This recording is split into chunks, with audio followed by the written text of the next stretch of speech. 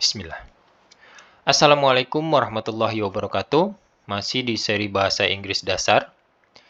Pada kesempatan kali ini, kita akan membahas tentang Directional Prepositions. Nah, Directional Preposition ini adalah preposisi yang digunakan untuk mengindikasikan arah pergerakan atau posisi suatu objek terkait dengan objek atau titik lain dalam sebuah kalimat. Jadi, directional preposition ini menjelaskan hubungan suatu objek dengan objek yang lain. Directional preposition ini membantu memberikan detail lebih lanjut tentang bagaimana suatu objek atau subjek bergerak atau subjek itu berada dalam hubungannya dengan tempat lain dalam sebuah kalimat. Nah, ini ada beberapa contoh directional preposition yang umum digunakan.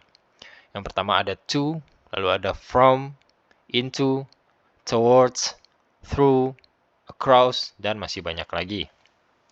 Nah, kita coba bahas beberapa di antara directional preposition ini. Yang pertama ada to. To ini digunakan untuk menyatakan arah pergerakan menuju ke suatu tempat. Contohnya, they go to the library every weekend. Mereka pergi ke perpustakaan setiap akhir pekan. Jadi di sini to ini menunjukkan arah pergerakan si mereka ini yaitu menuju ke perpustakaan. Contoh selanjutnya, Hussein goes to the coffee shop every morning. Hussein pergi ke warung kopi setiap pagi. Jadi di sini to ini menunjukkan bahwa si Hussein ini pergi ke warung kopi setiap pagi. Selanjutnya ada from.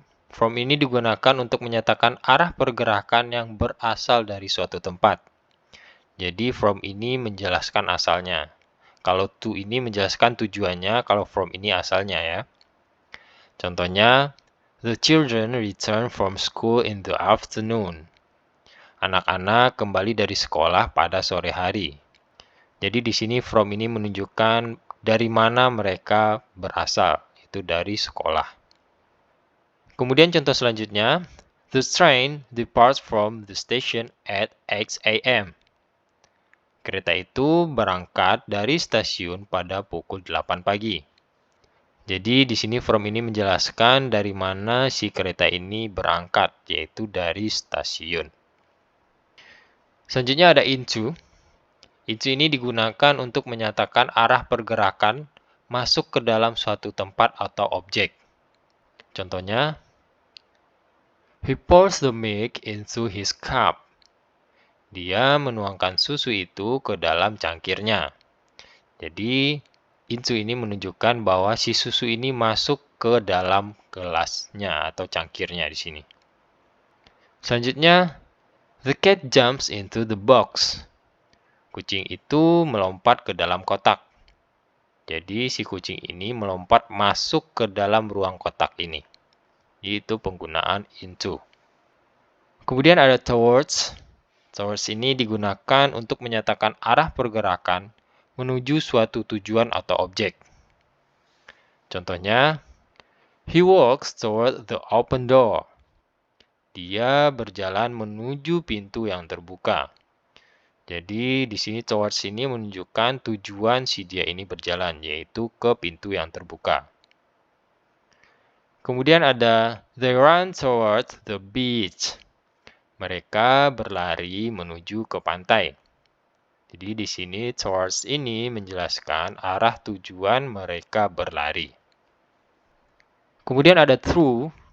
Through ini digunakan untuk menyatakan arah pergerakan melewati suatu tempat atau ruang. Contohnya, the river flows through the city. Sungai itu mengalir melalui kota itu. Jadi, through ini menjelaskan bahwa yang dilalui oleh si sungai ini adalah si kotanya ini.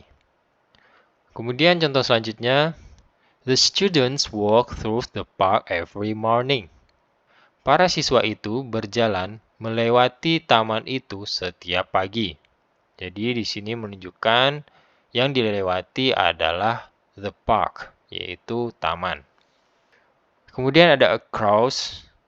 Across ini digunakan untuk menyatakan arah pergerakan melintasi suatu permukaan atau daerah. Contohnya, the students walk across the bridge every morning. Para siswa berjalan melintasi jembatan setiap paginya. Kemudian, the boat sails across the lake. Perahu itu berlayar melintasi danau.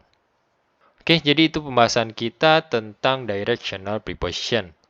Mudah-mudahan bisa memberikan pemahaman yang jelas kepada teman-teman. Saya mohon maaf jika ada kesalahan atau kekeliruan dalam informasi yang saya sampaikan. Teman-teman bisa menyampaikan koreksinya di kolom komentar. Atau mungkin ada yang ingin didiskusikan, silahkan tulis aja di kolom komentar. Terima kasih.